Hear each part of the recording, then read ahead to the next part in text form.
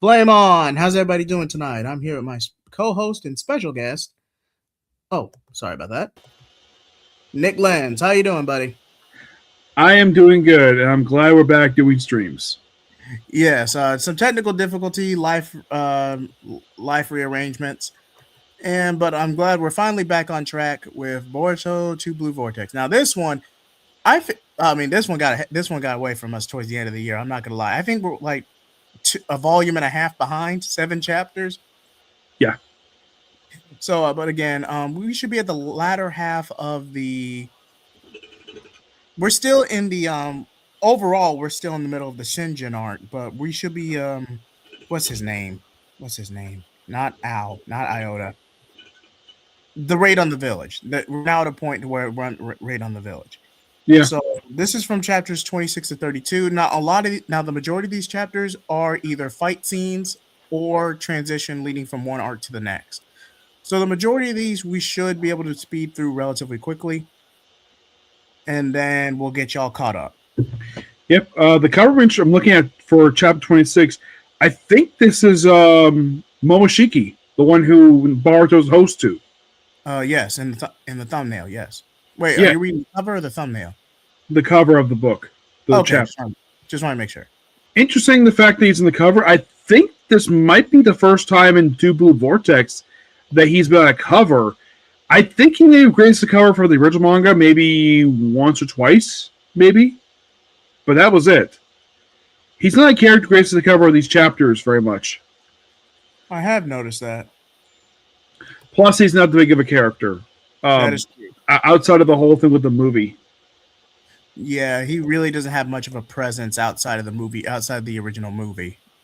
Yeah, it's like after Baruto was affected by it, it seemed like a lot of the time. Now, I don't know if you're going to blame this on Para for this or the manga. It seemed like a lot of the time they sat on this possession for a long time before I do something with it. It's like occasionally it's there, but it's like this. The anime sat on it for too long. Do you agree? I agree because you did not need 50 episodes for the sake of okay, say what you will about the movie novels, about the novels, the in between the pre. God, what am I saying? Say what you will regarding the novels themselves being referenced and integrated into the anime somewhat, or the anime canon. Say what you will about that, but at the end of the day, outside of the movie recap and maybe some extra and maybe an extra. Yeah, Momoshiki doesn't really have much of a role going into part one.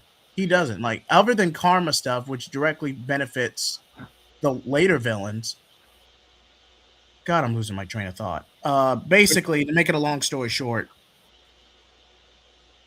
at the end of the day, the anime was not structured well. I'm not saying do a full. I'm not saying don't animate the movie recap. Don't animate the omnipotence arc, or either do it as a movie or animate it solely as a flashback. If you are going to go ahead and rebrand with Two Blue Vortex, go straight into the time skip, build off some momentum, and then adapt the omnipotence arc as a flashback. It's only 3 chapters. You're better off.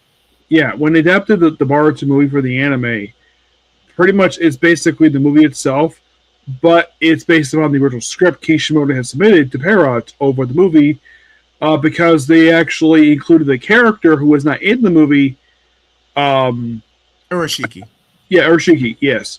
He was a character that was probably in the script, but probably come due to time. He's an interesting villain for what he is. And he was a great villain. He was a great transition villain for the time slip art, which served as the franchise 20th anniversary, 2025. Mm-hmm. No, 20. And that this year, the information I've heard is that the remake episodes are supposed to come out this year, but no new information about it. It's like, I think these were completed a few years ago. I have no idea why Parrot delayed to release these things. More than likely, they were trying to prioritize Bleach. I mean, they were trying to market and build momentum. Oh, the big three, the big trifecta, all new content all at the same time. Now, if you know Studio Pierrot, if they're going to make big, they're going to make big off the modern animation for the final arc of Bleach for the manga. No one's refuting that. but you are not going to be able to get quality animators for both Bleach, especially on a seasonal budget, and the Naruto anniversary shorts. It's just not. It just wasn't going to happen. And the final part for Bleach is, as far as I can tell, it's slated to come out in July, but we don't have a full release date for it yet. Weird enough, of all major anime I'm looking forward to in July, the only one that has a full release date for it so far is Mushoku Tensei Jobless Incarnation Season 3. That's the only one that has a full release date for July. Nothing to be fair, else. I'm surprised that one got a third season, not going to lie. I actually like this show. It's a really good show. I think it was one of the anime YouTubers I subscribed to. He kind of recommended it as one of the more better isekais. It's a great show. I've met a few of the voice actors in the show. I've met two of the girls who actually voiced the women who become the main characters' wives. And I also met the woman who actually voices the first wife's, well, basically her grandma. The series is also really weird in terms of how the family works. It is one of the most bizarre concepts I've ever seen, where the third wife is literally the main character's third cousin. But given in Japan, I guess we're not surprising. Right? Right. Yeah, and by the end of the series, I know a bit of a spoiler, all the wives give him 2 kids apiece. And get this, none of them have his hair color. His first wife, the 2 kids, both have green hair. Despite the fact when they got married, she had white hair because of the stuff related to the mass teleportation incident. Second wife, both children got blue hair. Third wife, Eris, the one that's come back for this current season. Her 2 kids both have red hair like her. I find that a little weird because normally sometimes basically you have son's main characters usually get the father's hair. I think this is probably might be like one of those rare anime where the kids do not have the same hair color as the father. That is true. That is relatively rare. Anime can be good, but so Manu, I remember, didn't age well. Yeah, that's fair. Retro cinema. That's fair. Yeah, and the studio, from what I can tell, they do a really good job adapting the series. Let's say it's not the most well adapted one. The one I've heard a lot of praise for, and I could agree with this one, is ReZero. That one, it gets a lot of praise for a very accurate adaptation of the light novels. Mushoku Tensei does a pretty decent job adapting light novels. They might skip some stuff, but they do keep a lot of the stuff in from the light novels. In just the 2 seasons alone, they only adapted the first 12 volumes out of 26. But of course, what they do is they split the seasons in half, have the first half cover about roughly 3 books, and then the second half cover 3 more books. So that comes across because of time, because they actually, I think it was like 1 episode season 2 adapted like 4 chapters of the light novel, and the chapters are very lengthy. That is true. The animation is gorgeous for the show. I love the animation for it. It's different than other animations per se. It's not as polished as some of the other ones, but it looks really good. I enjoy the animation for Mushoku Tensei.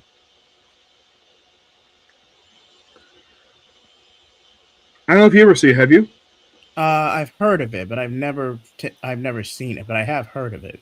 Yeah, it's on Crunchyroll, and I think like all the episodes have been dubbed. And I think that there's overall in 2 seasons. I think there's roughly about 50 episodes, if I remember correctly.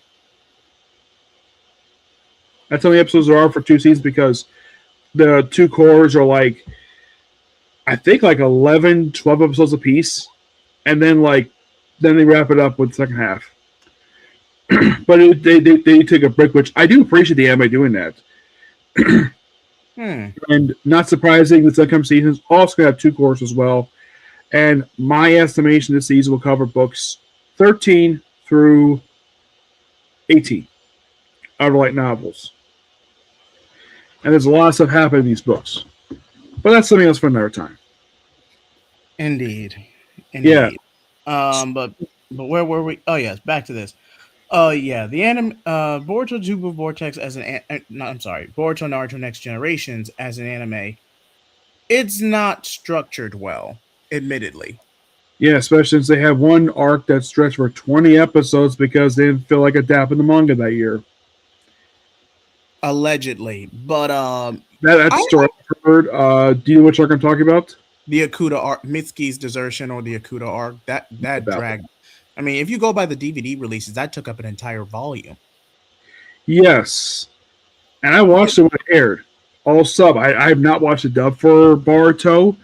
The But dub dropped syndication right before you get to the movie recap. I think the dub actress ended up pregnant during production at the time, and they ended up dropping it.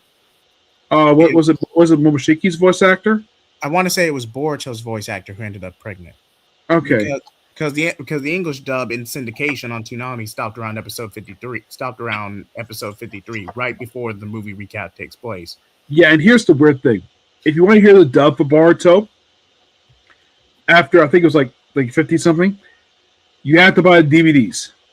Yeah, like I said, around episode 53. Don't quote me on that because it could have been right before you start the arc in earnest because there are a couple transition episodes sprinkled in.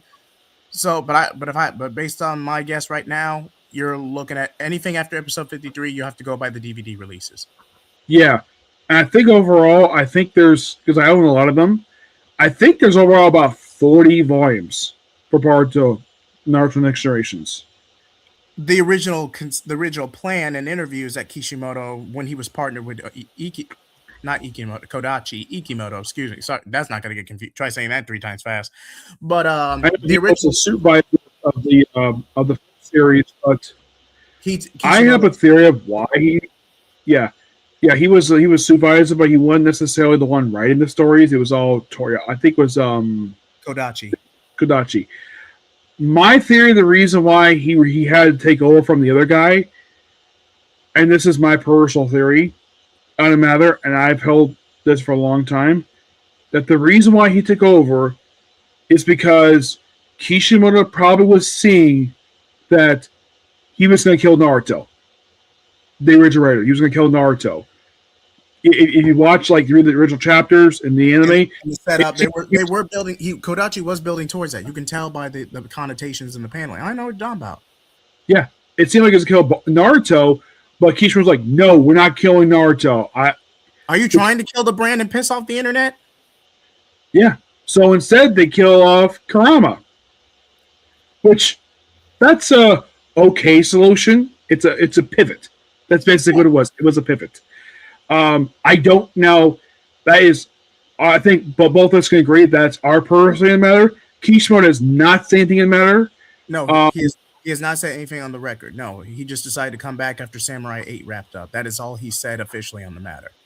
And weird thing is, he's the only major mangaka who's ever come to the United States. He's the only one I know of who's ever done it. Toriyama never came over here at all. I do know, I heard this from Chris Guerrero, that the creator of Overlord, the light novels, the guy who wrote the light novels, and Sobin, the guy who did the illustration for the covers, they came over here. Yeah, a lot of light novel mangaka, light novelists or light novel mangaka crossover abroad, but mangaka don't because they never have the time. Yeah, it's only Kishimoto who's the only one I've heard of it because Kubo's never been over here. Nope. Oda, I don't think he has time because he's still working on One Piece. Oda's never gonna have the time. And yeah, he's taken a few major breaks for the manga. One, so he could see the shooting. I think it was season 1 of the live action show.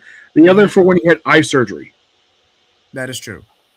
That's the only breaks I could think of he took. The only breaks only one I could think of was when he took the 1 month off. It's because I heard he took 1 month off for a time skip for One Piece. But that was only a month. In story was 2 years, which all major ones did it. Though in the case of Bleach, it wasn't 2 years. It was 16 months, not 2 years. Oh, that's right. Bleach mangaka did take a sabbatical for a year and a half, didn't they? Yeah, and I heard something that when he was coming with the final arc of the series, where they had the 3 supporting characters, the 1, 2, and the human in the world. I remember which arc you're talking about. I can't remember the name, but I know which arc you're talking about. Yeah. So right after they met met up with the current Captain Commander, the one to go from the original because he died in the story. They gave free tickets to Soul Society. And from what I've been told, after that chapter came out, the manga took a break for like about a month or two because Kuba went to Germany. Oh, yeah, he went on vacation. To Germany, of all places. Probably get research for German because a lot of the Quincy's are derived from the German language. A lot of their weapons, all their stuff, it's all derived from the German culture. Which is kind of interesting given the fact that all the characters are Japanese. And I know that the creator of JoJo likes taking vacations in Italy. And that's why he had a whole arc set in Italy. Actually, we had like 2 arcs in Italy. The one was like part of the arc. The other one was a whole thing. Part 2 was parts in Italy, and part 4 was entirely set in Italy. The not part 4, part 5. Go to Wind. Did you hear what Netflix did with Steel Will Run? Oh, not a whole lot. What happened? Okay, so after they released one episode, they decided to release the rest of the episodes until like later this year. No idea why they did this for. I know that people watching are not happy with it. I think the dubcast are not happy with it either. Or they just delay it by several months for no reason. And the first episode was like 45 minutes. With JoJo, that's quite lengthy. No episodes have been that long before that I know of. But I saw online. I think it was yesterday. Stephanie Seif had her birthday. The voice of Hinata. Oh, how about that? I think she turned 43. Man, time sure does fly by. And here's the weird thing. In just a couple days, Colleen Clickenbeard's birthday is coming up. And so is mine. Happy early birthday, man. Yeah, I turned 38 this year. I like the whole... Now, Colleen is 8 years older than me. Because she's turning 46 this year. And she doesn't look 46 at all. Like, she looks very good. She looks like she's taken very good care of herself over the years. Even after even getting married and having a kid, she takes very care of herself. When I saw her at Comic-Con last month, I did ask her about a particular scene that happened in the Wano arc. Now, I got Stephanie Young's reaction to it. She was shocked. It was the scene where, I don't know if you've seen it, where Nico Robin turns to a demon to fight Black Maria. Demon Fleur. And then uses her ability to break the back of Black Maria. Now, Stephanie Young said she was shocked to see that. I asked Colleen about that because she put on Twitter, hashtag watch One Piece My Family. Her son was shocked to see it, and according to her, her husband was like, what the heck is this? Because he was actually more surprised than his son was about that, seeing her turn to a freaking demon out of Fantasia. Even she agreed with me that she was like a demon from Fantasia.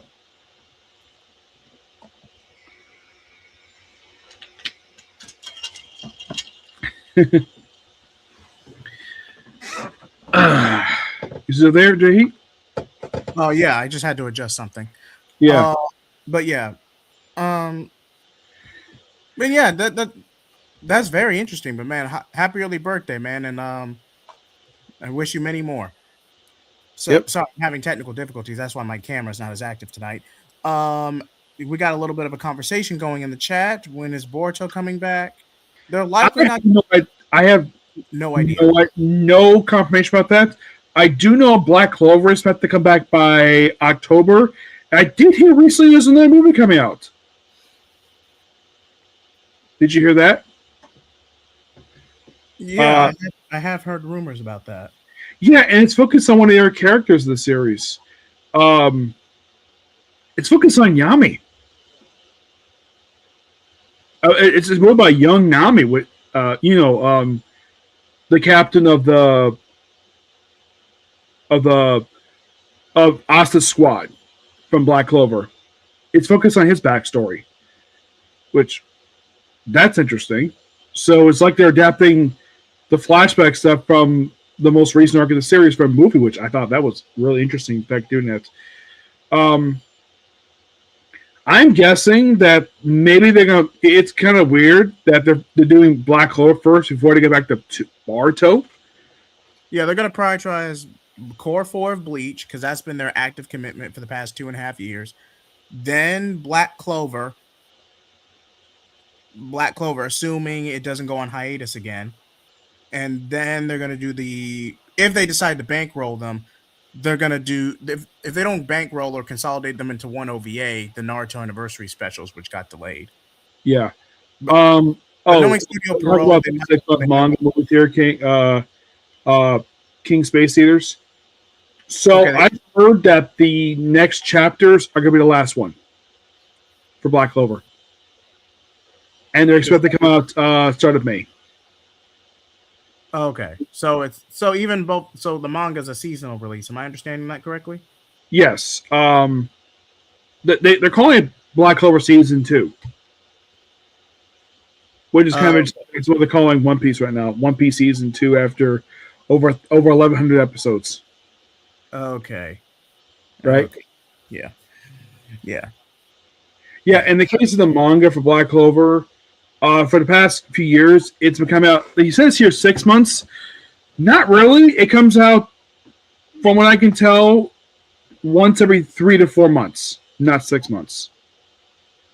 Yeah, Blue Exorcist recently wrapped up last June. A lot of solid series from the 2010s have finally wrapped up. Yeah, I haven't seen the ending of Blue Exorcist yet. I don't think. Let me check the. The anime doesn't go. The anime kind of falls off after season 2. Yeah, they haven't adapted. Let's see. I haven't read the newest chapter. I don't know. Because. Yeah. So.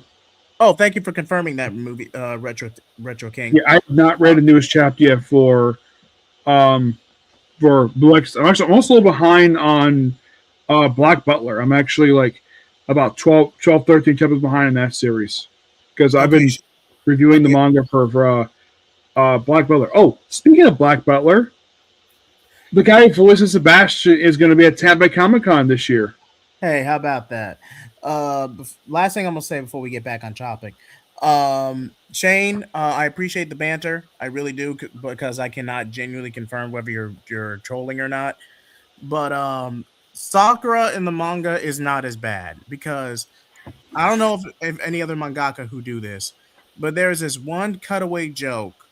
Basically, is someone a character says something pervy or crass or stupid, you whack them upside the head, or you do something, or you deck them for doing something outrageous. It's a very traditional, old timey joke in the in the region, and the Naruto and Studio Pro for the anime milked that joke to death. In the manga, Kishimoto may have used that joke like 5 times. Mm-hmm. And the one thing, this is kind of weird though. In the anime, when they adapted the first tuning exam, the one Naruto was involved with, there was a scene, I think it was for round 2 of the tuning exams, where Naruto poked fun of the Forest of Death. So Anko threw a kunai at him, and then decided to sort of pounce about Papa right behind him. Now, they cut this moment out of the anime, but they put it in, like, I kid you not, they put it in this anime original arc where it's like an ultimate version of Naruto of what if Itachi did not massacre the Ichie clan? They repurposed it for the Infinite Tsukiyomi dream. Yeah, where in the manga, which they adapted for that anime original stuff, Anko licks Naruto's cheek. And she does it in that arc, but she's not doing the original arc. And I have heard that scene was inspired by a scene from Golden Wind. Because fun fact, contrary to the anime getting momentum, JoJo Bizarre Adventure published originally back in the 80s. They had one anime attempt back in 87. 1983, and it bombed so badly they did not bother again until the remake in 2010. 2012. What they did is they adapted Stardust Crusaders. Uh, they kind of rushed to it, and there was a scene in the OVAs that got a lot of criticism in Egypt, of all places, because you had our lead villain, Dio Brando, reading the Quran. Now, from what I've read, the animators, that was not the original purpose of the scene. It was just some random book they put in Arabic, and some people believed that scene he was reading the Quran. They, of course, did put that in the 2012 anime, but it was clearly not the Quran, because I think David Productions did not want to go through that again. Because, and the same studio who actually adapted the original OVAs for Star Wars Creators also adapted Phantom Blood for a movie, where apparently it was so bad it is never released on home video, and no one currently has ever seen what this movie looks like. And I've heard also Bravo Speedwagon, that character, he's not even in the movie at all. Yeah, the original adaptation. Yeah, there was. I don't think there was ever an international release. Nope. It was released theaters in Japan. Never got home video release at all. Which I would think that maybe Day Production get their hands on that and maybe like have it just release it here as sort of like, hey, this movie was bad, or like hiding a bad movie is something that anime studios would not normally do, but yet the studio made this one clearly hide this movie because no one's seen it in years. But I digress. Back to the main topic. So yeah, chapter 26. We are right where we left off. Yeah, I'm opening up. I look at the thing right now where you have Himawari getting honey from Inogen, Ino's son. Which here's a weird thing. I actually talked to Colleen O'Shaughnessy. She's the voice of Ino, which I met her at Shogi Expo last year. Now, she knew that Ino had a son. She had no idea Naruto had a daughter. She had no idea about that. You find it kind of weird? I did. Just a little bit. Yeah, and also I did explain to her about this where it is hinted that Inogen has a thing for Himawari, and she, well, as the voice of that character, she felt very happy about that. Their character's son has a thing for the daughter of Naruto. He should be like happy about that. And I know someone's gonna badmouth, if not live, definitely in post. Just about everybody in this new generation is roughly 2 years apart. Even if we go back to the original series, for example, Tamari and Shikamaru are canonically 2 years apart. The age gap is not that big. They just didn't go out of their way to give Himawari a redesign prior to the time skip. I think she has the same design as she does in the original movie for the most part. Except they made her, like, aside from the punk aspect, which I've talked about that, they gave her growth spurt. I was talking strictly with part one with with Next Generation. But yeah, in Two Blue Vortex, she does get a redesign. Yeah, and a growth spurt because she's taller. But yeah, and of course Inogen is like dropping off, and then we see the clone of Jiraiya's Toad talking to Inogen, and this is where basically this is where we find out that Inogen thinks this is where it's kind of really hinted he has feelings for Himawari. And of course, she questions about that. It's like, all about protecting her. It's like, who are you? He's like, a prince, like, come with me. And then, of course, he meets up with Kashin Kojin, the clone of Jiraiya. Which, those of you curious, Naruto has never met this guy. Naruto has. Naruto hasn't. Now, of course, a lot of people will question how the heck was he...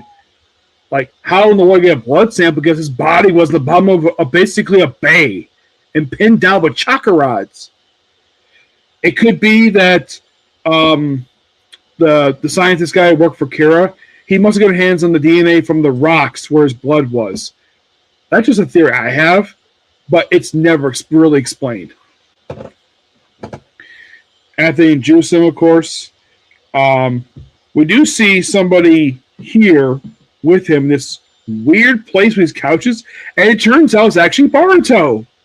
Yes, Boruto is here. And, well, it's kind of shown on his chest that he has the eye post of basically so like a tattoo on his chest. So, yeah, they revealed that several chapters ago. It's a Bay version of Kurama. And of course, near a cube, which of course basically now it's kind of weird transition. Like after this revelation that the fact he's talking to Boruto, we cut to the divine trees, where we see him chatting for a bit. We see the girl crying, who basically is a copy of Momogi, and talk about love. It's lots of chatting here for this band. Then we have Shikamaru talking to Kashikojin.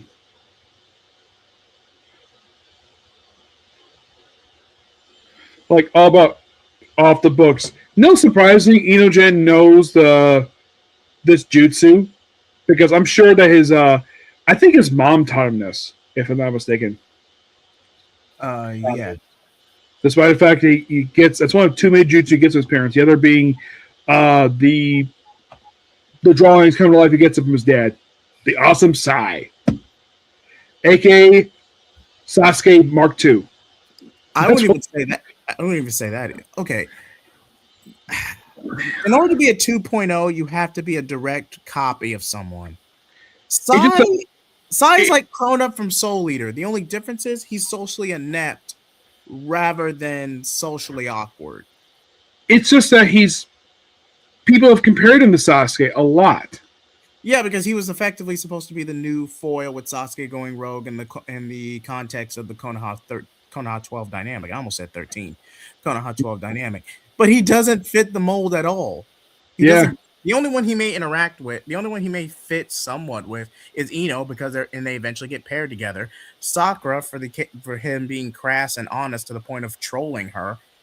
And of course, getting in petty arguments with Naruto in the anime filler. But other than that, half of those instances, Sai's just being a smartass.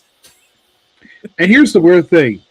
Do you know how many times Sasuke and Sai have ever interacted in any of the series? 3. Yeah, I think it was like in one episode of the Sasuke rescue stuff was second arc of Shippuden. They interacted there.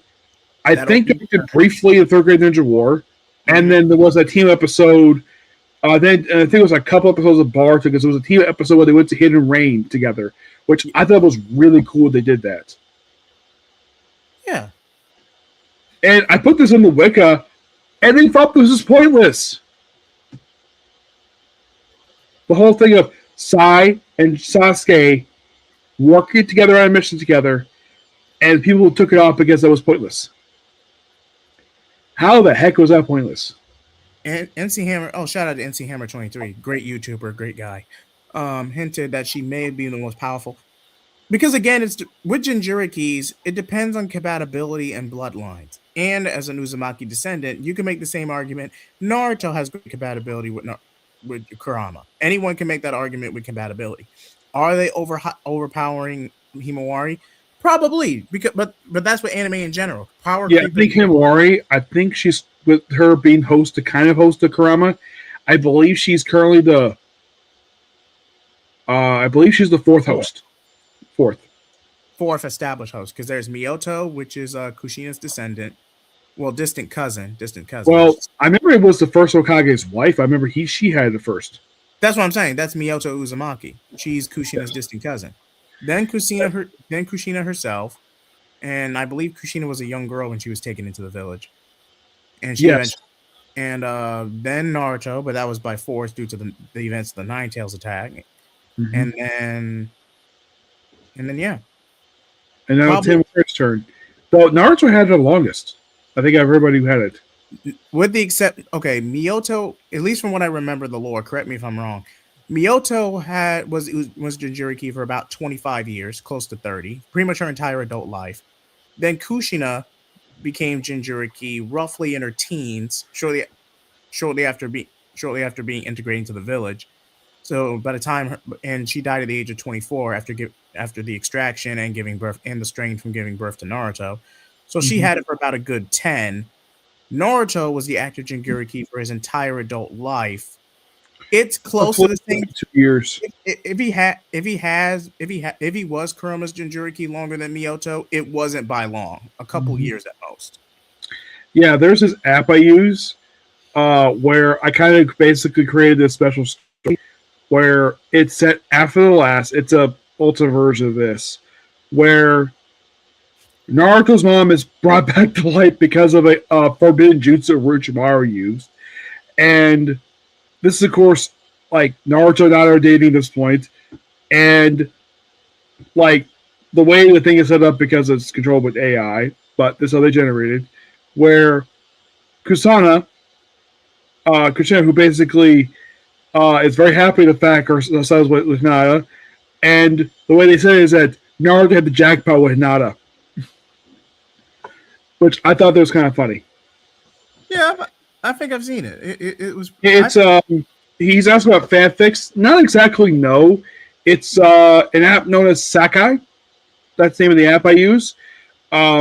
Where I just basically have them reference stuff in the actual canon and her reacting to a lot of this stuff, like her finding out that Obito was responsible for the whole Nine Tails attack, the Fourth Ninja War, mentioning the movie. I did that for I created like this multi-part series in this app that was like, I think like roughly like about 30 parts. hmm, interesting. I'll give Saki a try sometime. Yeah, But I don't know because I have logged into it because it's a because they changed it recently where it's like games now. I prefer the role play stuff where it's actually more like story where it's like, oh yeah, and of course she finds out about the Final Valley attack, like Naruto lost his arm, Sasuke lost his arm. That actually meets Practical, Naruto's friends. Meets Karen, though the way they have her in there, they have her look different than she in the show. The stuff like the app does have what she actually like on the show with the purple top and the glasses and the mentioned about the bite marks because she's a distant relative because she's from the same village as Kusuna. Um, and I kind of have it where she's a matchmaker where she hooked up first Sakura and Sasuke, and then Shikamaru and Tamari, and then basically continuing on with the romance between Naruto and Nada. And then the recent one I had was where she took all the couples to the beach, which is so I that's why I created this thing. It's so fun. So back to this. Shikamaru has a conversation with Kaja Kojin about work with him might we lose the position, and then he walks the room with Konohamaru, Sai. I believe this is uh, the Daimyo, and the Elders. Oh boy, the Elders. Which, in story, they're primarily indirectly responsible for the Uchiha massacre. I say indirectly, because they gave the Hokage bad advice. Really bad advice. okay, nothing. Say what you would. Donzo's out of anyone in the Leaf Council. Donzo's the worst out of them. No, quite. No one's refuting that. Yeah. But you have to understand. Hiruzen was an idealist, not to the same extent Naruto is, but Hiruzen was an idealist. He could not handle the darker connotations that came with being Hokage or political leader, the necessary evils of the job. So he Mm-hmm. made Danzo his Shadow Hokage as a counterbalance, which you kind of need a right hand, to help you advise and get your hands dirty when situations get complicated. Hiruzen, either had was blinded by nostalgia for their childhood together and their rivalry for their shinobi career, not realizing how much of a snake Danzo was until he was way older. This was like years later. Root was established, and even after suspecting it, he couldn't do anything against Danzo because Koharu and Hamura had the majority vote in the Konoha Council, not counting the feudal lord himself, and they would constantly support Danzo in just about anything he did. Mm-hmm. And if Hiruzen did try to undermine or expose Danzo in any way, Danzo would just unleash Root on Konoha, incite a civil war, and then flee the land of fire and the chaos. Yes. Also, a little fun fact here: the daimyo here is not the same one seen in Shippuden. This is a completely different daimyo. Yes, different guy. We don't know when the Daimao from Shippuden finished his term, but we have to know it was by the time. Because that one basically was a bit of a goof. That one. He Yeah. also like using a fan. He's the only one of the daimyos like using a fan. Mhm. Also, in the fanfic I brought up basically where Kusuna basically shocked to see a telephone on the desk of Kakashi because she's never seen a telephone before because there was no telephones when she was originally alive. Mm. I thought I brought that in because I thought it was kind of funny.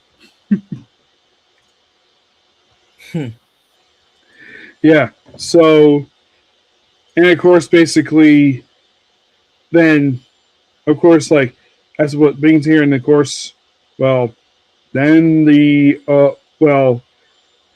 elders, yeah, about the mission and Konohamaru.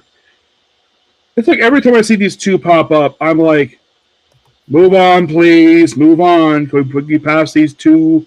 I never I never said Koharu and Hamura were good people. I just said they had a role to play in the story. I never said they were good people. Yeah, because the only time basically they were decent is when they actually were against Danzo becoming Hokage. Yeah, because no one would recommend that. No one in their right mind would recommend that if another candidate was available. I believe they recommended Kakashi. They did. It was a good choice. Yeah, but Kakashi didn't want it at the time, and Tsunade was comatose, so Danzo ended up being interim Hokage for the summit, and we all know how that ended. Yeah, and of course Kakashi was kind of named the sixth Hokage, but he didn't take office yet because Tsunade resumed because she got out of her coma, and then once it was over, then she stepped down and Kakashi became the new Hokage. Not right away. Kakashi was still but basically he was already selected to be your successor, which from her, she had no problem with it because basically Jirai was a close acquaintance of hers, and the fact that she had a lot of respect for Minto. And even Kakashi's tenure was just an interim, so Naruto could mature a bit more. Yeah, I think that he was Hokage for 9 years. Yeah, 9 years. It was almost 10 years because Naruto became Hokage was in his 30s. No, by the time Naruto the last rolls around, he's 30 to 33. And by the time Naruto last was 2 years after the war. I'm sorry, I was thinking of Boruto Naruto the movie. Thank you. I would say, and we know from Boruto being 12 in that film and the original OVA, Naruto was inaugurated for 5 years. Was inaugurated for the job for 5 years. Mm-hmm.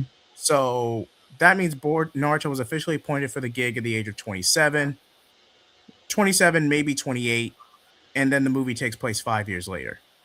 Yeah, and the weird thing about Kakashi is, you ever notice though he doesn't use a jutsu, but I'm not coming to the anime for this, but he looks exactly the same as he did in Naruto. Like no change at all. No change. That's so true. I'm just going to stay thin. This time, like he's retired. He stayed in shape. Unlike another character I can think of. Yeah, he takes good care of himself. Not to lie. As for the Senju brothers, the Warring States period, founded Konoha together, made some kind of peace with a little bit of wariness towards Uchiha.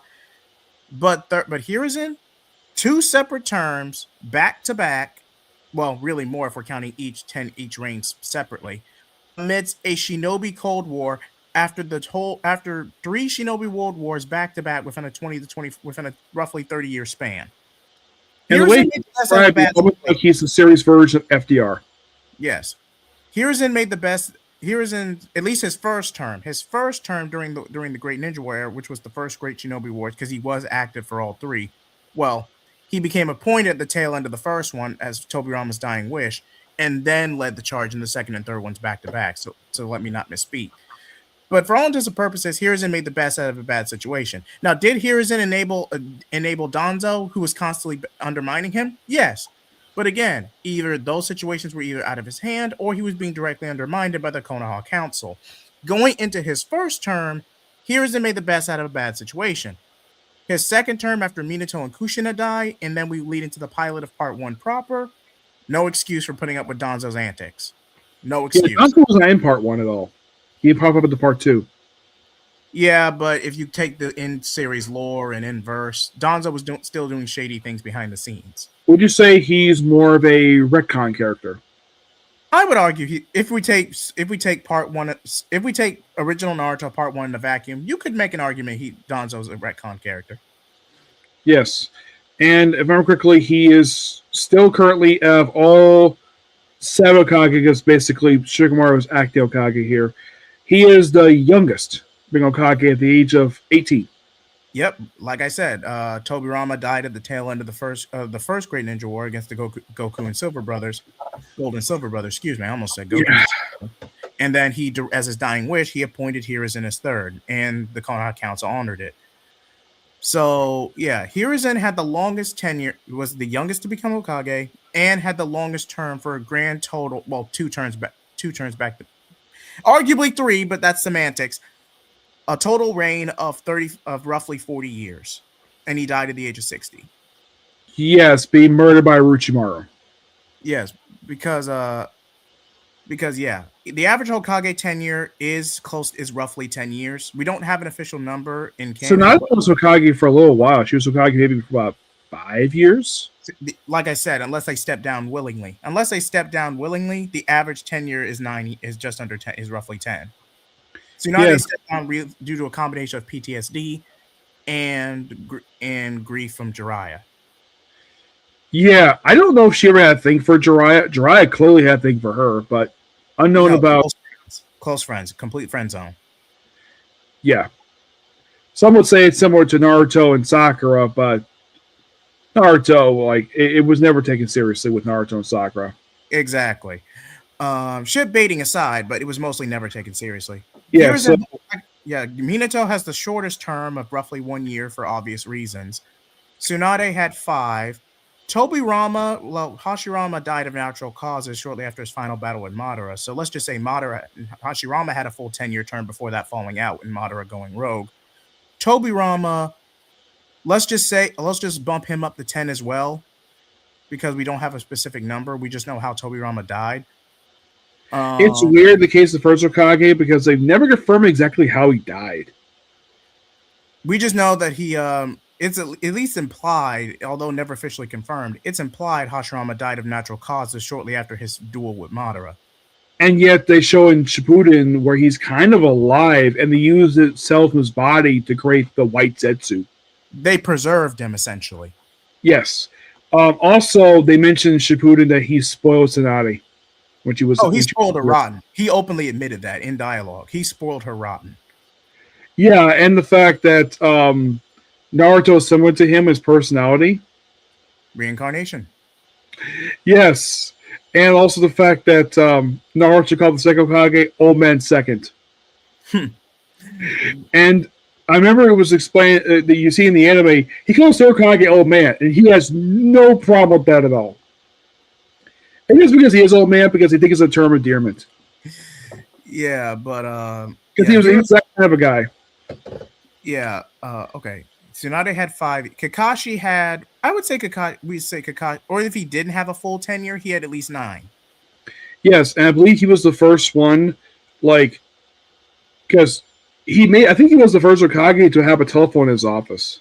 Because the first ones, the ones that really, for some weird reason, when the third Hokage was in office, you see him in his office, he doesn't have a phone.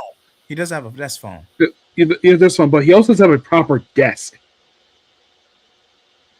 It's like they show him a different room for his office, and Tsunade used him very briefly when she arrived, and then eventually she went to the office that was used by Minto. Same office. Yeah, it's kind of weird. like I get the fact that I would say of all the Okages, I would say third was more Japanese in style than the other ones were. Yeah, definitely more Japanese inspired in style, where they kind of took Western connotations with everyone else's tenure. Yeah, I would say if you look at like all of them, like um, I get the fact the armor they use is similar to what the Japan used in the feudal era, but Yeah. but I can't exactly tell exactly who to take inspiration from. In the case of, like Sonata, it could be just some any type of woman that Kishima based on. Yeah, I don't know a direct. I couldn't tell you a direct inspiration for Tsunade. Now, if you're willing to check out someone like Naruto Explained, who can maybe break some of that stuff down, by all means, after you watch this video, of course. But Yes. but yeah, out of all of them, Hiruzen obviously had the longest term. Minato had the shortest. Tsunade is the only one who actively stepped down willingly, who directly stepped down willingly, and Kakashi did endure filter. Well, the only one we know in canon who stepped down willingly. Kakashi could have stepped down too, but even then, he only would have had by the time the OVA rolls around, he only would have had a couple. That's assuming he did a full 9 to 10 years. Kakashi could have just saved off a couple of months and gone to early retirement. Which, And knowing Kakashi, he was good at office work too. I think because he learned a lot over the years that he was. Because if you look at, unlike in the case of Naruto, who tends to fall behind in his work, Kashi never did. No, Kakashi was pretty thorough for the most part. He may have lost his Sharingan, but he was very thorough. I think, if I remember correctly, I think he was also Kage to have a computer on his desk.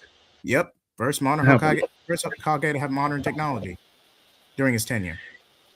Yeah, it's kind of interesting. Like in the case of look at Naruto's office, his desk is covered in papers. There's no room for a computer on his desk.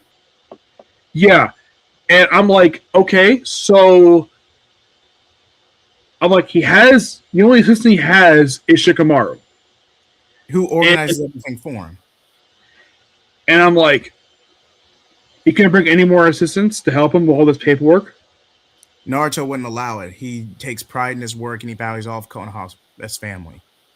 Naruto is very old-minded, and he would just take the time to file everything himself, rather than using technology, even if it shaved off a couple hours. Naruto would just refuse using a laptop to file his paperwork out of principle. Yeah. But back to this. Where are we? We're still I think we're with Kashin Koji's Toad. Yep. Well, actually, we're at the meeting of Shikamaru with the elders. Oh, okay. Please continue. Where they chat for a long while. It's like, yap. Move on, please. Yeah, the expedition goes on for about 10 pages. Oh my gosh, it goes on for so long. In the case of the elders, I think they talk a little too long, and they talk about like Bard to be a criminal, so he really is not. Yep. And also the mall in the village, and they talk about Sai escorting Konohamaru. And then we contact Bard spared no one, and just finding him, and of course, basically, it looks like Inogen is basically listening to this whole conversation, and it seems as though like he's kind of got Boruto on his side. Yeah, that's kind of true. Yeah, pretty much.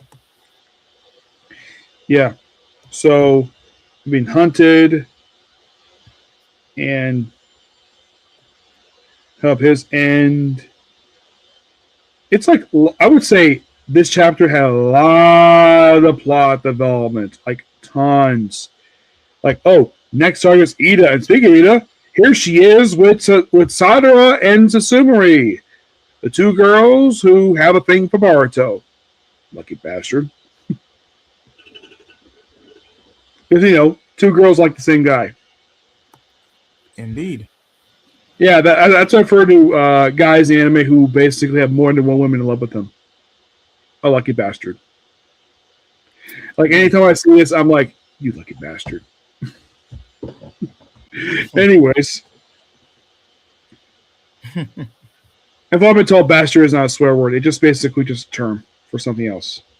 Because you use that term a lot. If anyone ever watched Inuyasha, that word is spoken a lot. Mostly by Inuyasha himself. Well, doesn't Sesshomaru use it a few times to belligerently call Inuyasha a bastard to his face?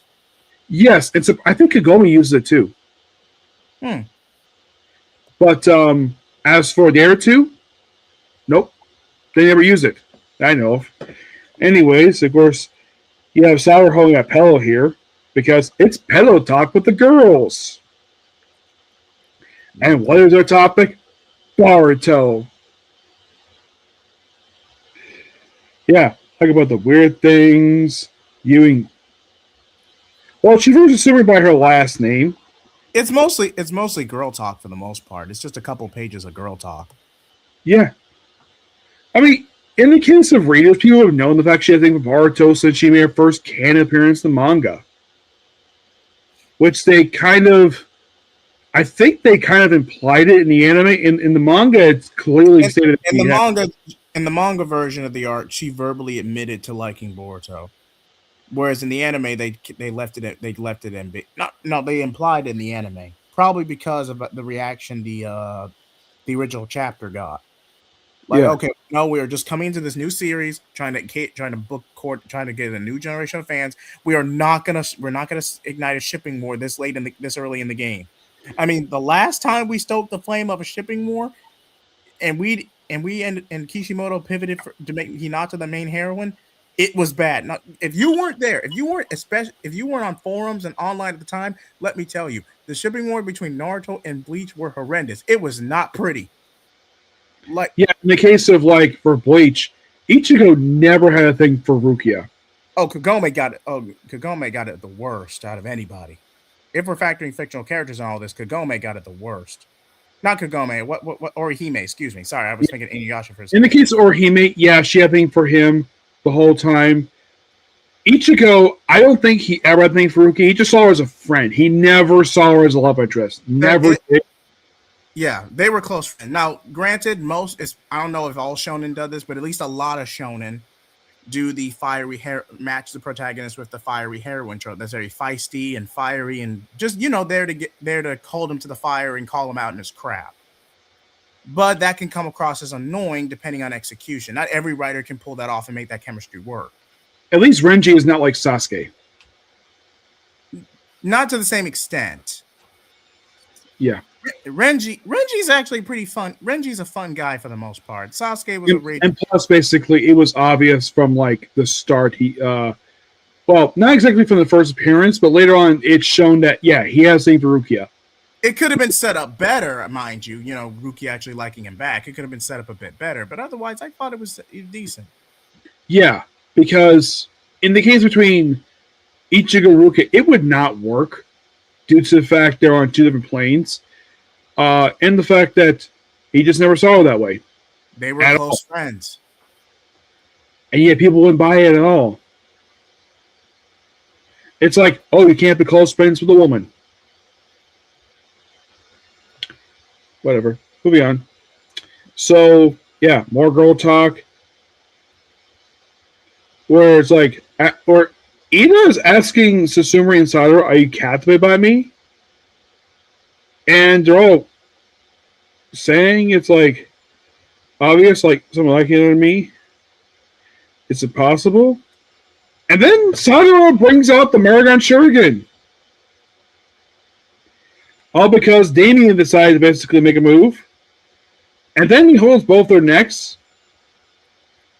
And it's like, you try something, Genichi Sadara, with that vaunted Maragon Shuriken of yours. What if it's useless? If you die before you launch it. Okay. That was interesting. Ending of a chapter, right? Level on the 27. For Inogen's the cover. Oh yeah, and some of you might be curious, like, because it's never explained in the series. When I read the reason why, like, anytime there's any footwear in the series, why are the toes constantly shown?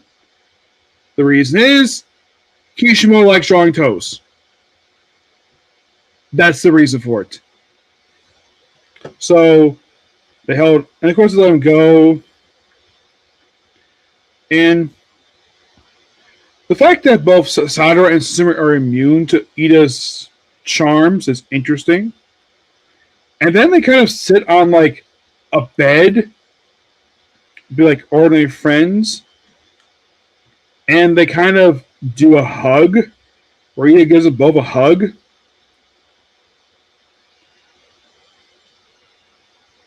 Yeah, and meet your dear friends, and then we cut to Kasha Kojin. It's like, wow, what a very awkward transition. So you see three ladies hugging, and then we come back to Kasha Kojin, Boruto, and Iojin. About the vision, with the bug stuff, and well, and then by sheer randomness, one of the vine trees is in the Hindi village. Yeah, that's by sheer randomness. Like, yeah, they're just there now. For 2 days, you just eating things. And here's Kawaki. Yeah, talk about more firepower, and then of course, basically, friends Armando, and then we see it looks like Delta in a hibernation chamber, and then we see Konohamaru talking to the daimyo's chambermaid at the Kage office.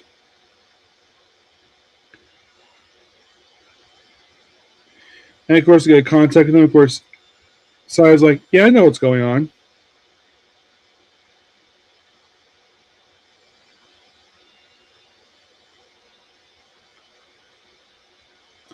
He goes, oh yeah, in fact, he's working with them, helping us out. He leaves Sadara.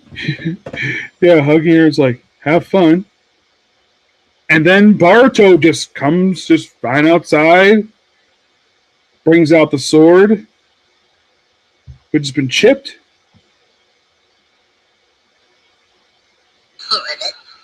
Take a look. With technology. No problem.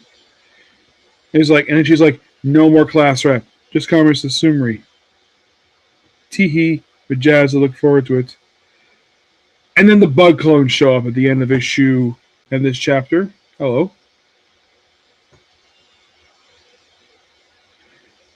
I don't know how it outsell One Piece. I have no idea about it. One Piece basically sells like freaking crazy. So, moving on to chapter 28, where Inojin is practicing jutsu in this other dimension. They can only hear for Konoha and Himawari. Of course he is. Good to go return your duties.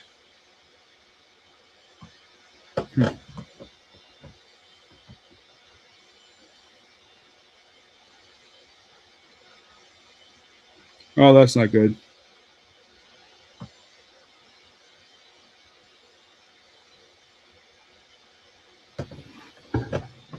And of course, then Boruto gets his new sword.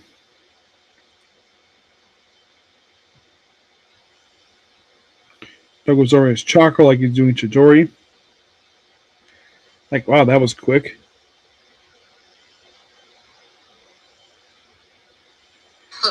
But he doesn't call her Susumu here.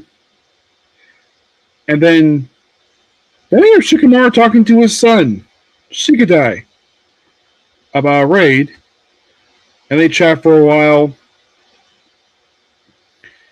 And stuff more Inojin. And then we see a vision of Himawari trapped by a tree. And then, of course, Ever gets word that, oh yeah, unfinished off record, hearing the voice. Members of the co-op. First, you are hard horse bar to require a battle. And yeah, then of course the bug clones basically descend the village. Oh yeah, and Shikamaru's got a computer on his desk.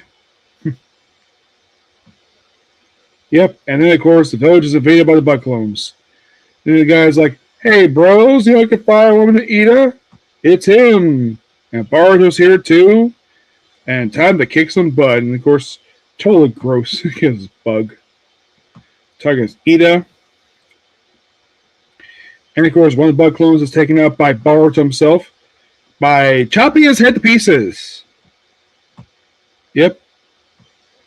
And it's like a lot of them. Then Boruto comes out with his karma. Are you still there, Jay Heat? Weird.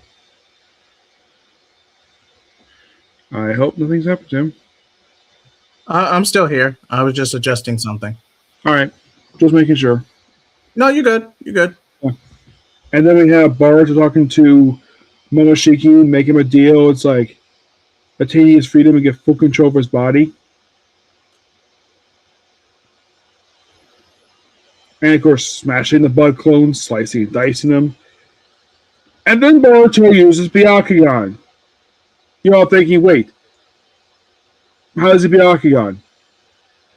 Because seeing it here is completely random. It was hinted he knew this in the original Boruto series, but now he has it now, which is weird. It could be that the ghost ability evolved into Byakugan. That's my guess. But it's in the one eye was cut by Kawaki at the end of part 1. Then a bunch of saw blades go after him. Of course, it's and he's like, flying Rasengan Jutsu. Wow, he learned a move from his dad, one of his dad's moves. Which in the original series was basically caused a lot of damage to his body when they redid him. And it nearly cost him his biggest chakra, but luckily after the Sage mode, he was able to use it more fully. Like, I think he used like a few, but the Sage will recharge his ability to his Master Rasengan. And of course, basically, and then we see that Punk is impaired by chakra rods by Kawaki. Yep. And he just slices up one of them and brings another chakra rod, beats him another one. Clear, and of course, basically, it's like, yeah, necessary authority. And of course, some people go like, what the heck is going on? And the bug clones almost get here is like, where is Ida? And somewhere just outside the village, I think. And again, sliced up. It's like, pardon me.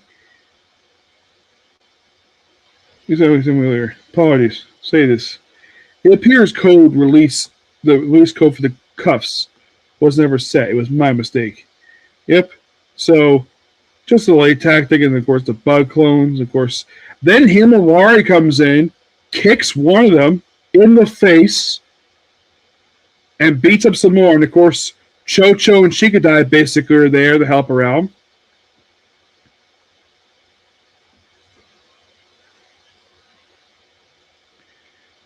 And Jabber's like, oh yeah, we're on the roll, because Chocho basically is like battling her way through the bug clones. And then Himawari starts doing the tail beast bomb. I'm like, oh my gosh, the tail beast bomb. And then, of course, trapped in the Shadow Paralysis Jutsu.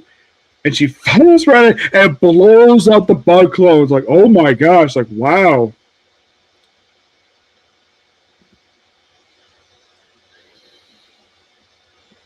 More of them. Yep. Like, as some games Ukage, it's this turn. Come here. Excuse me, Lord Kabu. What's going on? It's like Boruto is around the village. Okay. And you really want to see Shikamaru despite the fact there's a massive crisis going on. I'm like, really? You're doing this now? Yeah, you want to do this now? The village under attack, and now you want to talk to Okage? Like, can this wait? Oh, no, we have to do this right now because we have to follow procedure. Yep, despite the fact that people are coming killing people, and of course, then Delta is just floating in the air, not doing anything. Sadara sees what's going on. And, well, itching a surrendering. Of course, everybody witnessing all this, like,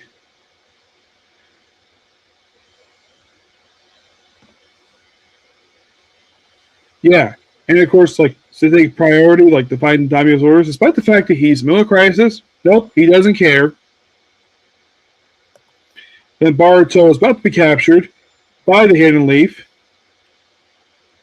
Then he's able to escape thanks to, well, substitution.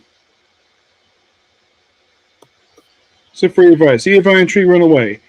Ways to lose you. And of course he jumps away. And of course they said they get the trailer because of the Ida memory altering. They just think he's really not. The readers know he's not. The only people who do know he's not a criminal is Sasumari and Sadara. And Ida, of course. And they're looking for Ida, all this up. Like, finally keep winning. I told you to say emergency. Can we just quickly get back to work? It's the end. These are concerns, Lord Kage. Where's the get-go? You're harboring 80 Boruto. Like, that's ludicrous. What basis? Quit the pretense. Maybe is spot on. Evidence should come through soon enough. How about this, Shikamaru? Acknowledge your crimes. I can lay your punch against you. Shall I get this over with? Like you wish. And then, of course, now he does. Then we have Inogen does the mind transfer jutsu on a frog, who uses the frog that's inside Shikamaru's coat, who knocks out the Doctor the Chamberlain. And then, of course, yeah, it's Inogen possessing him. Being done on my hair, it's so dry. Yep, mind transjutsu. Belongs to me. Go outside, take a break. And of course, what's next? And of course, basically, they're gonna kill Kobu. Yep. Inogen is gonna have him kill Kobu kill himself because he's a hindrance. So, yeah. Mm-hmm. Yep. And then the chapter ends with a bug close getting on top of the Okage office building. Moving on to chapter 41. Which is, I'm like, why the heck did you call a chapter that for? Isn't that weird? They call chapter that? And then it's weird. Like, he's a civilian, and of course, yeah, he has to flee from them. Of course, yeah, kind of protect his body despite thinking they're going to kill him. And then Ida's like hiding, and of course, Delta's here. And then, of course, basically, one of the bug clones is taken out by Sadara. He's like, want to die too? What's with them? Like, run! Divine Tree. Yep. Yeah. And then Sadara begins to float using the Marion Shuriken, Hiromi, where she basically summons black portals. They looked more like suns to me, but I could be misinterpreting that. Yeah. And sends the bug clones into them. And does like, I'll take care of it, kicks them all into the portals, fires off heat vision. Okay, because she's a robot, whatever. And smash some of them too, and then after a lot of them, Sadara, her vision starts getting blurry, and then she, well, then of course Kobu is nearly falling off. He's done for, and then, well, apparently he's going to be killed by the bug clones because of hindrance. Yep. Mind transjutsu, and then of course, basically, it's like, yeah, chuckle, chuckle, and then of course, Boruto shows up, slices bug clones up, saves Kobu, the idiot, and tells like medical, or they divine trees. I have to come to the light. Be of the land of fire, so go to the next necessary. Just remember that. Pure coincidence. How'd you say Kobu? I can say answer my first ring. That man needs to die. And of course, a bunch of the mob, Chocho, just one destroys the head. Okay, I'm thinking that they're having a lot of fun destroying these bug clones. Yeah, you can tell. Yeah. And the chapter ends losing its bait. And now moving on to the most recent chapter that just came out, which is called Dance with the Devil. Which I think that's actually a phrase from my Pulp Noir book. I'm not sure which one. Hmm. Yes. And the cover is Damien. Damon or Damien?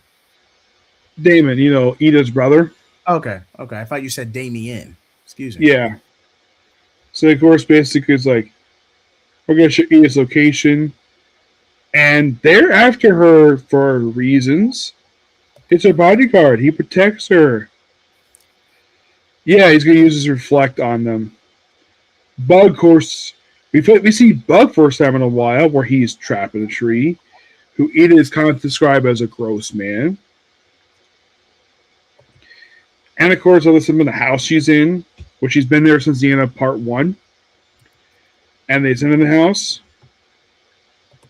Fly, fly, gross. And they chase out for her. They nearly grab her leg.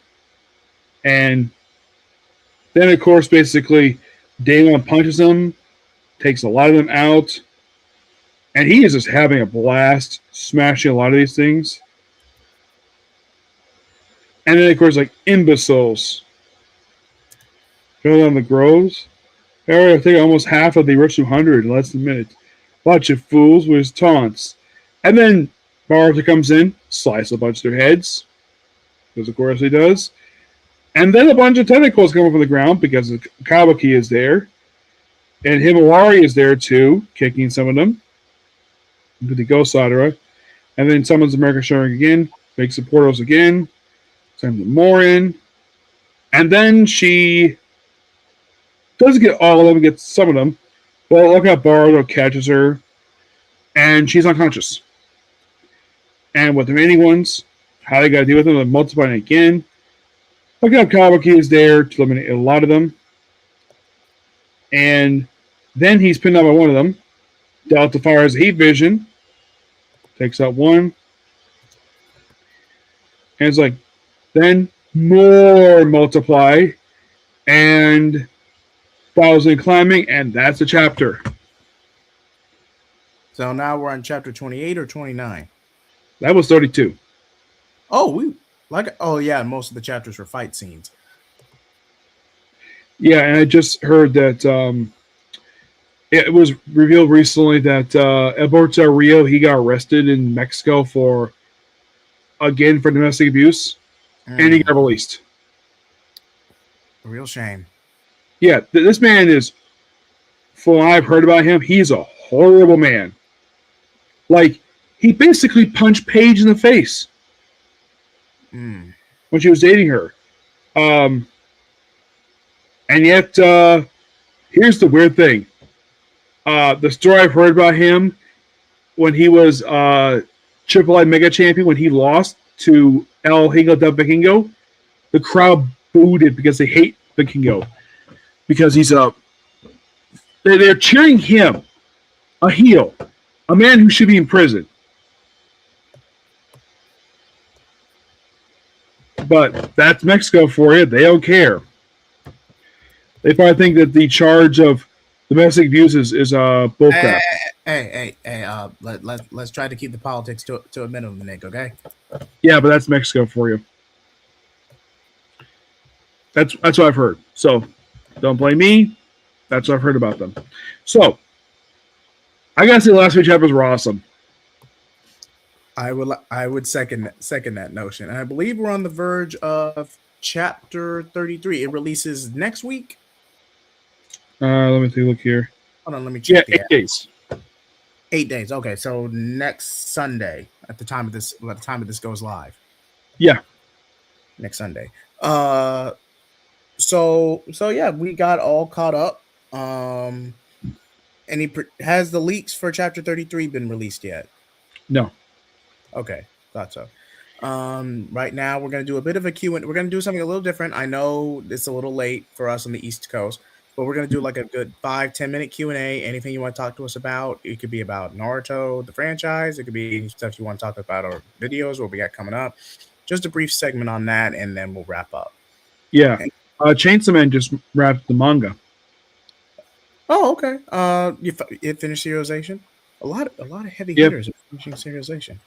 Yeah. I know that Fire Force just wrapped up its anime adaptation just last week.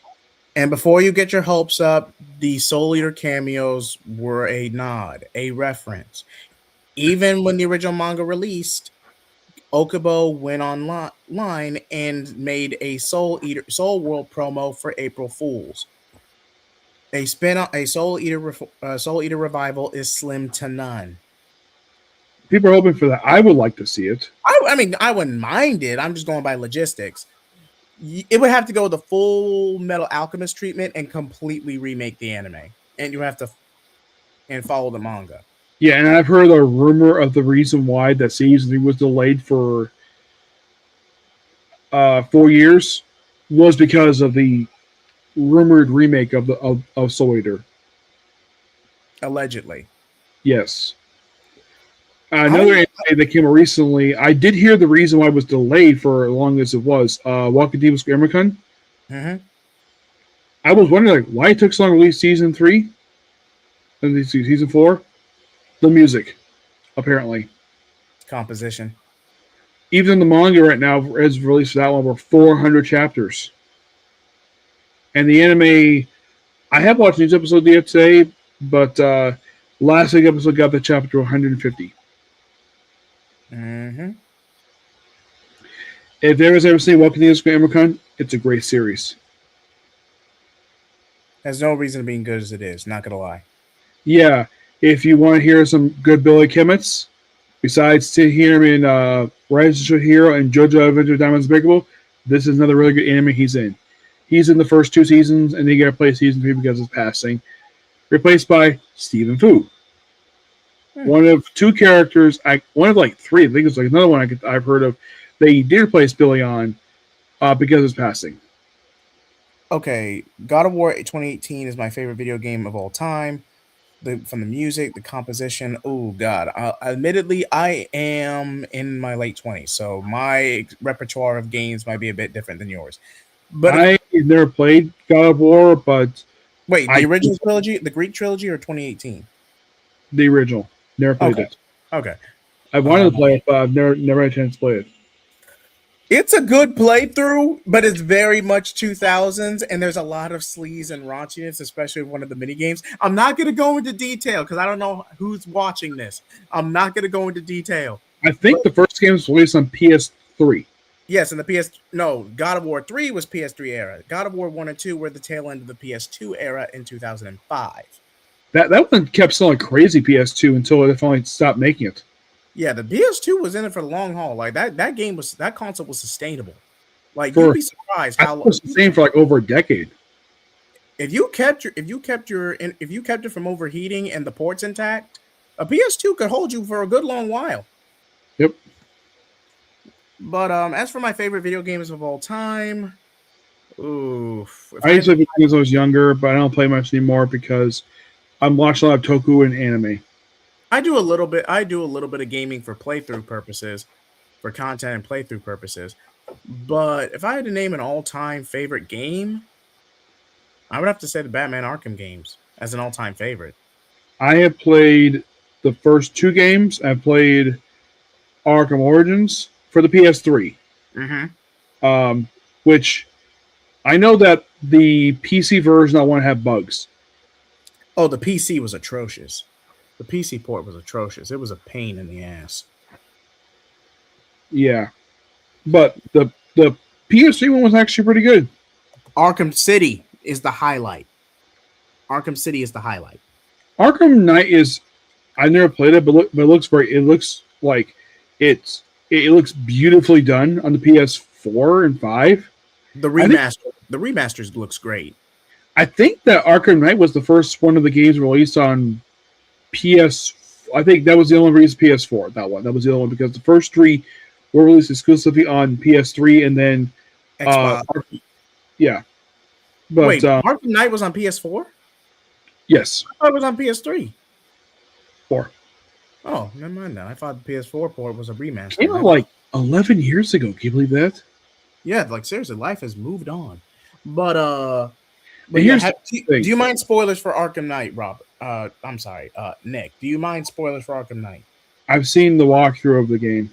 Okay, it's basically the Arkhamverse version of Under the Red Hood. Yes, That's pretty much and the the core fact that story. Rock City got flack for smoke and mirrors. Mm-hmm. And how are you going to do a Red Hood adaptation for a recent popular storyline when one of its titular characters was killed off in the previous project? Yeah, I mean, without Joker, it just doesn't have the same punch. I mean, they did a little something with Mark Hamill by making Joker a fagment of Bruce's spiraling mind from the Joker toxin from what they did to him in Arkham. So they found a workaround, but yeah. still, Scarecrow does not have the same impact as Joker would story wise. He just doesn't. And the weird thing with Arkham Knight was they replaced his voice actor from Arkham Knight, the one he had at Arkham Asylum. It's a different guy. It's Jason wasn't in Arkham Asylum. I mean, no, no Scarecrow. oh, okay. No, I about to Yes, say Scarecrow's got two different voice actors. The one who voiced him in Arkham Knight, he was on the show Sleepy Hollow. hmm, He was the Horseman of War. He was the son of the main character of the show, how about that? Ichabod Crane. And like, I'm like, wait, he's his son? Ichabod Crane was basically, and he's buried alive for 200 years. So that was pretty much the reason for that. Hmm. Yeah, and done to him by his wife, who's a witch. And his son is the Horseman of War. I know I'm kind of spoiling it, but I never watched the last season of Sleepy Hollow. Never had a chance to. And I thought it was a really dumb decision on the show to kill off the female lead in the penultimate season of the show. And then they have one more season after that, and then the show ends. Mm-hmm. Does it at least end on a good note? I don't know because the last season I never watched the last season. They actually leave Sleepy Hollow and go straight to DC in the last season. Straight to DVD or straight to streaming? They released the last season on Fox. Oh. One show that should have got second season that was on Fox was really good. Alcatraz. That was a good show, not gonna lie. Yeah, it's weird with that one. Like this one, I do not know the reason why I never got season 2. The show had great premise. I fighting prisoners who came from the past. Prisoners, guards who basically disappeared with Alcatraz closed in 1962. The fact that I think it featured, I think Bill Paxton was part of the cast. It was just really good show. Mm-hmm. It was a shame the fact that it just never got season 2. Never did. A shame, really. I mean, you think like one of the cast members, one of the characters of the show, is owner of a comic book store, and he was a partner of a police officer. And also the fact he was like this genius who got blacklisted because he compared the crime rate of the United States to Gotham City. Hmm. Yeah. Sleepy Hollow gets 5 seasons. But the thing is, it's Fox. Some shows they don't get past the first season because they want to promote some crap.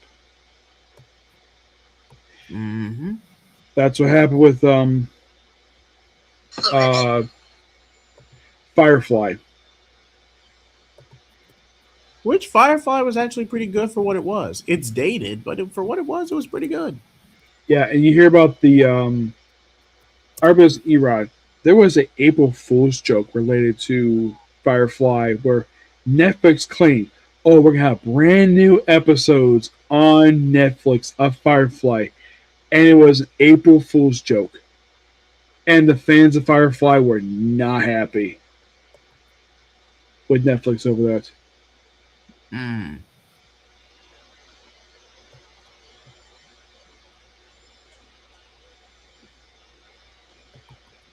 How about that? Yep. But it seems we don't have a whole lot of engagement tonight, but it is pretty late. So I'll just Yeah. reread what some people have talked about already. It's mostly been Nemo. First off, to everyone who has come by, thank y'all so much for staying on board this late. We really appreciate it. Mm-hmm. Shane Gill T1W says, "How did Boruto outsell One Piece? I'm a Naruto Boruto stan. I'm a fan. I don't get One Piece. I know fans love or hate One Piece, but Boruto's better." And it's good to have that opinion. We appreciate the comment. Yeah, There, I don't know if Boruto's ever outsold One Piece. there was a brief moment in time where the Boruto, I believe the time skip had already happened by this point, Mm-hmm. but there was a brief period of time where Boruto was outselling One Piece in terms of outright numbers. But that was probably because One Piece was in the middle of a break at the time and they hadn't released a new chapter Yeah, but uh, One Piece has always stayed in the top 10 for sales for manga for years. consistently. Yeah, and I mean, plus also it's one of the longest running mangas to date. I think the longest is JoJo. That's yeah, still about right at 2,000 chapters once you factor everything. yeah. I would say second longest is Case Closed, and third longest is One Piece. Yeah, you wouldn't think Case Closed has over 1,500 chapters, but it does. It's not reached 1500. I think that the anime just almost reaches episode 1200. Okay, Yeah, I think the manga has not even reached chapter 1200 yet.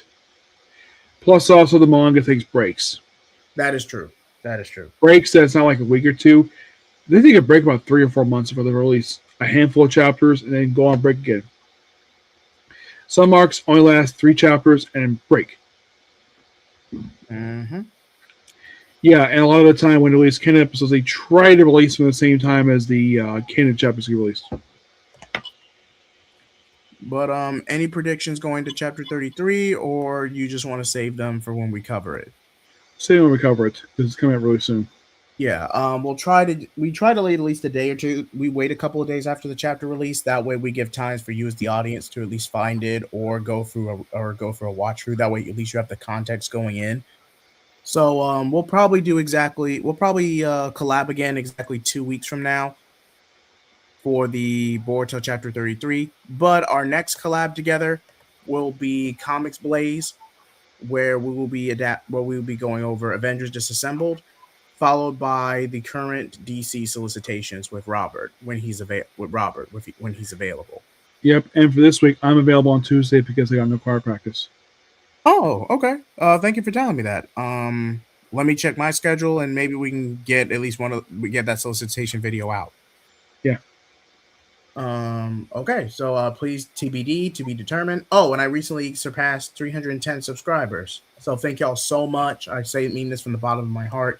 Thank y'all so much for your praise and support these past all this time. Robert, Nick, Comics League, Taladia, Tabia, everybody, even everybody on the chat right now. Thank y'all so much. I'm And currently at 528. hopefully we can get to 400 before the end of the year. I think Tivia's got more than both of us. Who? Tivia. Tevia? Yeah, I think Tevia's at 1,000, ain't he? I think so. I haven't seen his videos in a while. Oh, hey, Tevia, how's it going? Yeah. Thank you for coming on to the show. Yeah, we're about to wrap up really soon, Tibia. Thank you for coming on to the show. But if you have a quick question, we got time for one more question. But if you have one, go ahead and type it up. I found his channel. He currently has 1.84 thousand. 1.84 thousand. I knew it was over 1,000. Yes, but I think I put out more videos than he did because he has 7.6 thousand videos. I have currently 11,000. And I thought my video subscriber ratio was bad. Yeah, but that's a video count I have. All in good, all banter, all in good fun. But we'll give Tevye about another 3 minutes to see if he has a comment or a question he wants to ask us. And yeah, I tried going for Swerve, Swag King. Mm-hmm. Yeah, but then he crashed and we haven't got back to it. Question: I'm just wondering, do you think Board will get adapted to animation at this point? Eventually, Studio Pro is prioritizing other projects, such as last. It is coming, but no release date for it yet. Yeah, but whether it might be in pre-planning stages. Yeah, but again, there's so many ways you can go about it because the tail end of part one for Boruto pre-time skip is the big shakeup and the omnipotence. But that's roughly 3 chapters, not counting the anime original ending for the last episode. That's roughly 3 chapters worth of material. You could really do the code arc and the omnipotence arc back to back in a movie if you really wanted to. Okay, they're working on Bleach Core 4, Mm-hmm. and then after that, Black Clover. Yep, and then the Naruto anniversary shorts, but they might repurpose that as an OVA. I mean, I would. Yeah. As for why it got delayed, it's a complete mystery. I can tell you right now, the final art for Bleach, that's a factor.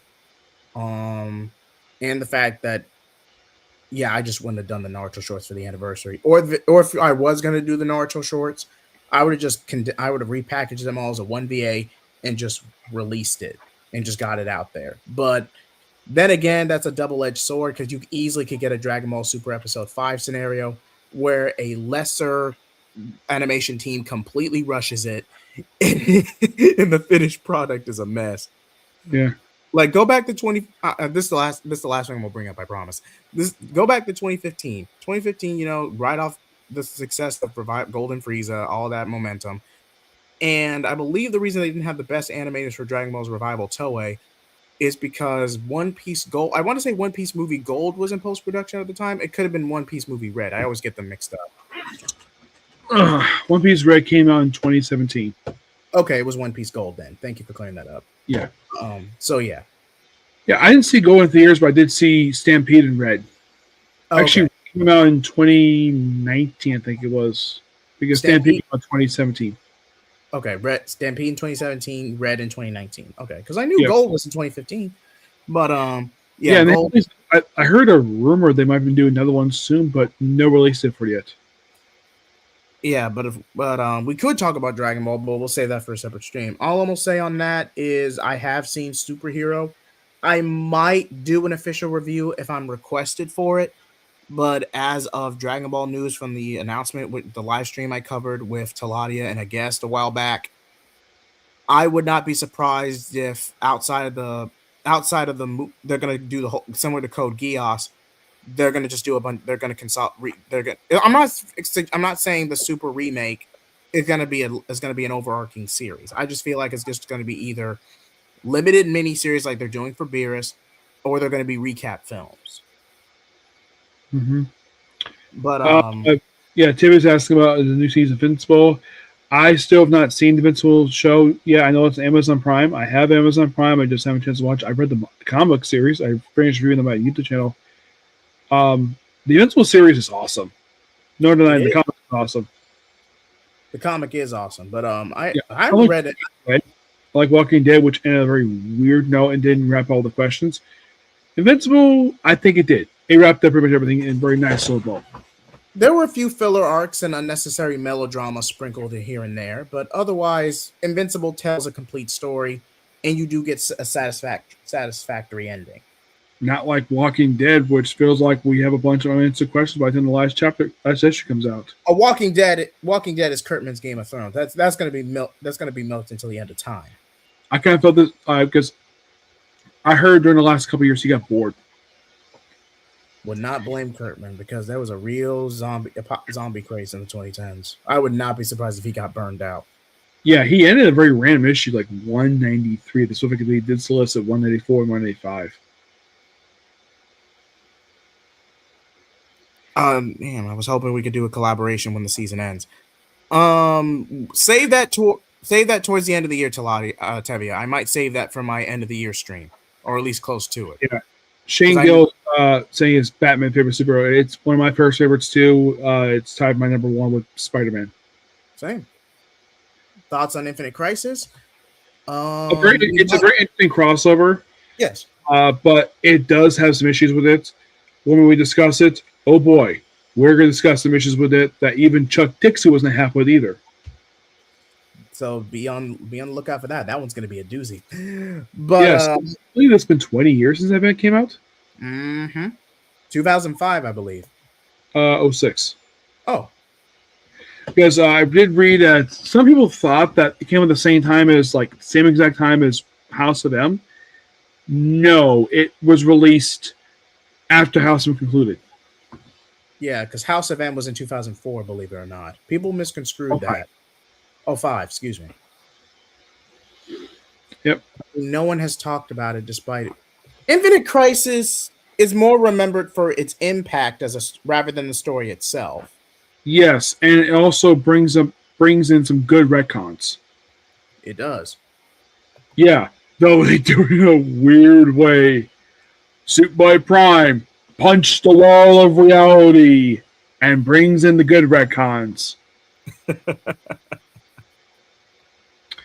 Like, let's see, bring it back Kurt Langstrom's wife, and bring it back Jason Todd. The Red Hood Lost Days miniseries notwithstanding, but I believe that was the That only came out after that. like years later. But out of that whole era, that is the one downside. I appreciate the fact that Lost Days was written by the guy who actually wrote Under Red Hood. It's consistent, same writer. It's consistent. Okay, I have not read Ultimate Endgame.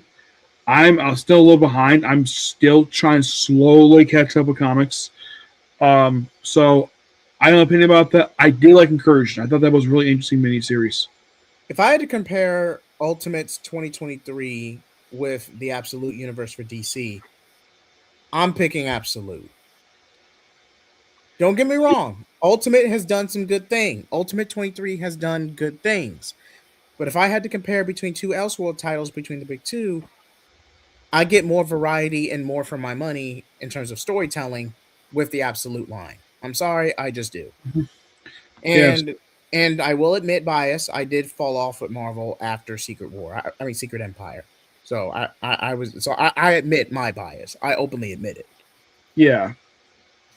And there's no denying, Secret Empire is one of the worst crossovers in recent memory. I mean, partially the reason the Crisis trilogy is it is partially the reason for the Crisis trilogy and our modern Superboy Prime.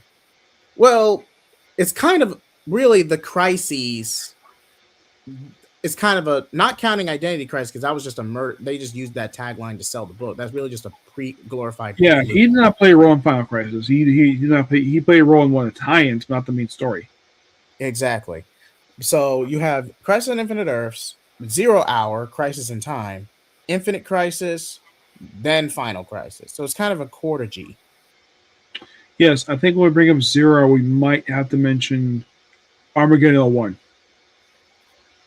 Yeah, we do kind of have to because he plays a major factor. Yes, I'll talk about it briefly when we talk about 0 Hour because the events that'll be a brief segment. Armageddon 01 is not strong enough for its own video. Yeah, there's that one and Emerald Twilight have a loose setup for 0 Hour. Yeah. Yeah, we'll just combine those two together. I mean, the first is wait. Thank you very much. Okay. I mean, the first issue of the Superboy Prime. I feel like they're going to turn Superboy Prime into Deadpool. I'm sorry. I just feel like that's what they're trying to do. Yeah. Ambush Bug.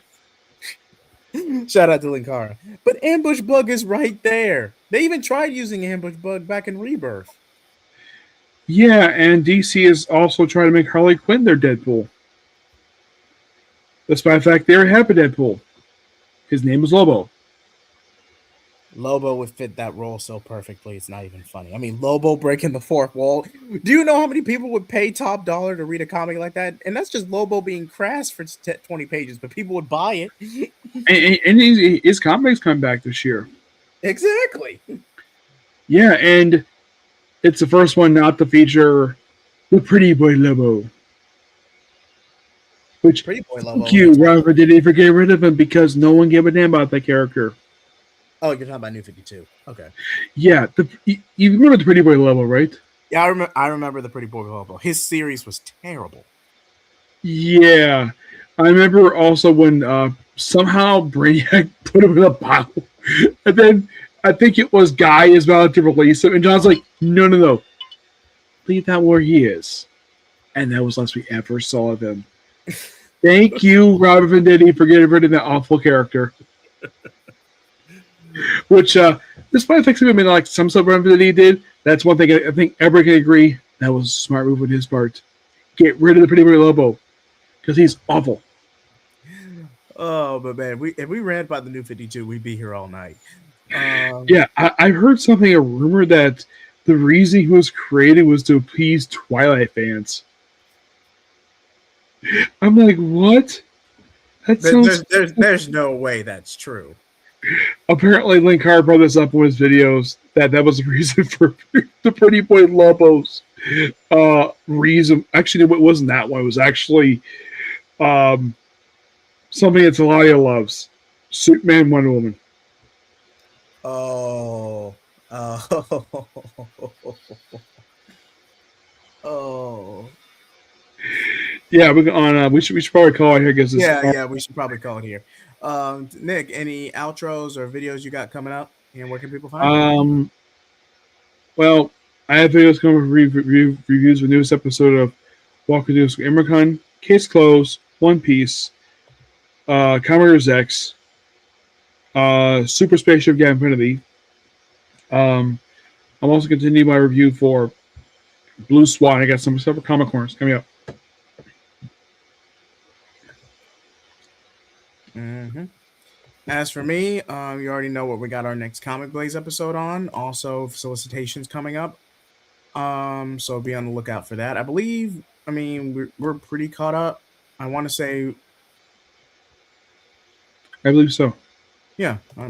But I'll have to go back. I don't know exactly where we are currently. So I don't know where we are currently. But like, comment, subscribe. Thank y'all so much for watching. Flame off. Mm-hmm.